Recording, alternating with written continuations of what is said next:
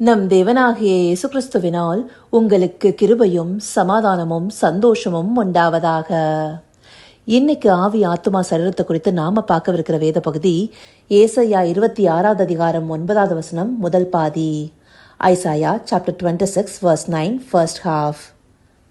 என் ஆத்துமா இரவிலே உம்மை வாஞ்சிக்கிறது, எனக்குள் இருக்கிற என் ஆவியால் அதிகாலையிலும் உம்மை தேடுகிறேன்.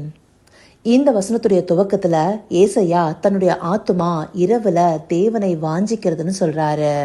அப்படியாக ஒரு ஆத்துமா தேவனை நோக்கி எப்போது வாஞ்சிக்கும்? கர்த்தர் நல்லவர் என்று ருசித்து பார்த்ததற்கு பிற்பாடு இந்த ஆத்துமாவே தேவனுடைய சாயலாக உண்டாக்கப்பட்டது.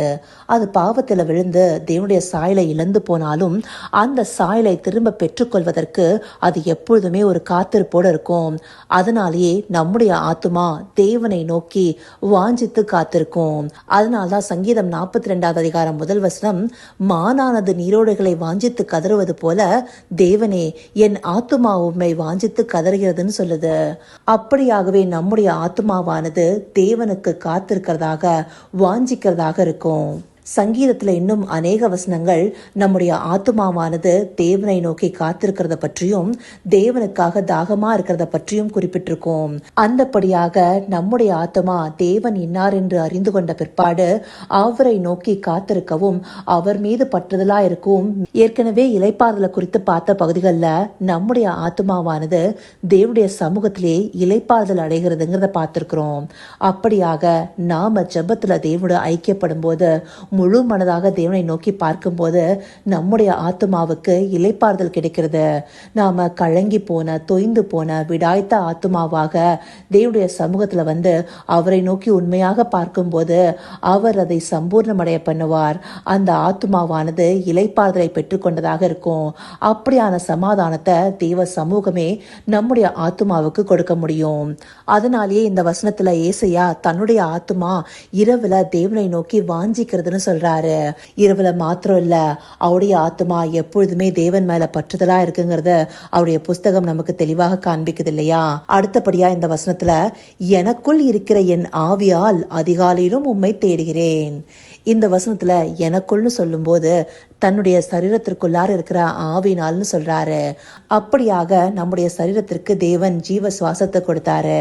அந்த ஜீவ சுவாசமே நமக்குள்ளார ஆவியாக இருக்கு. அந்த ஆவியானது அதிகாலையிலும் தேவனை தேடுகிறதுன்னு சொல்றாரு. அப்படியாக நமக்குள்ளார இருக்கிற ஆவியே தேவனுடைய ஆவியை நாடி தேட முடியும். அந்தபடி தேவனுடைய ஆவியோடு இசைந்து நாம தேவ சமூகத்துல நிரம்பி இருக்கும் போது நம்முடைய ஆவி ஆத்துமா சரீரம் எல்லாமே சமாதானத்தினால் நிறைந்ததாக இருக்கும். இந்த வசனத்தை ஏசையா தீர்க்கதரிசி தன்னுடைய ஆத்துமா தேவனை நோக்கி வாஞ்சிக்கிறதுன்னு சொல்றாரு. தன்னுடைய ஆவினால் அதிகாலையும் அவரை தேடுவதாக சொல்றாரு. இந்தபடியாகவே வேதத்தில் உள்ள அநேக பரிசுத்தவான்களுடைய ஆத்துமாக்கள் தேவனை நோக்கி வாஞ்சிக்கிறதா இருக்கு.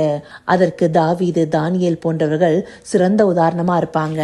பூர்வ நாட்கள்ல தீர்க்கதரிசிகளுக்கும் ஒரு சில அபிஷேகம் பண்ணப்பட்ட தேவ பிள்ளைகளுக்கு மாத்திரமே தேவ ஆவியானவர் இடைப்படுகிறவராக இருந்தாரு. ஆனா இந்த நாட்கள்லயோ பரிசுத்த ஆவியானவர் கிறிஸ்துவை விசுவாசிக்கிற ஒவ்வொருத்தருக்கும் கொடுக்கப்பட்டிருக்காரு. அப்படியாக நம்முடைய ஆவியானது பரிசுத்த ஆவியானவரோடு இசைந்து தேவனை தேடும் போது நம்முடைய ஆத்மா இளைப்பாறுதல் அடைகிறதாக இருக்கும். அவருடைய சமூகத்துல நம்முடைய ஆவி ஆத்மா சரீரத்தை ஒப்பு கொடுக்கும் போது முழுவதுமாக சமாதானத்தினால் நிரப்பப்பட்டிருக்கும். அந்தபடியாக கர்த்தர் நல்லவர் என்று ருசித்து பார்த்த ஒவ்வொரு ஆத்மாவுமே அவரை நோக்கி வாஞ்சித்து காத்திருக்கும். அவருடைய சமூகத்துல நித்தமும் விழித்து ஆவினால அவரோடு ஐக்கியம் கொண்டிருக்கும். அப்படியாக நடத்தப்படும் போது நம்முடைய ஆவி ஆத்மா சரீரத்தை பரிசுத்தத்திற்கு ஏதுவாக காத்து கொள்ளலாம். அந்தபடியாக நம்முடைய சரீரத்துல கொடுக்கப்பட்ட ஆவினால அவரை நாடி தேடுவோமா? கர்த்தாவே, தேவாதி தேவனே, உமக்கே இந்த வேல் நன்றி செலுத்துகிறோம் ராஜா. அப்பா, உமது சாயலாக சிருஷ்டிக்கப்பட்ட எங்களுடைய ஆத்மா உம்மை அறிந்து கொண்ட பிற்பாடு உம்மை நோக்கி காத்திருக்க வாஞ்சிக்கிறது தகப்பனே.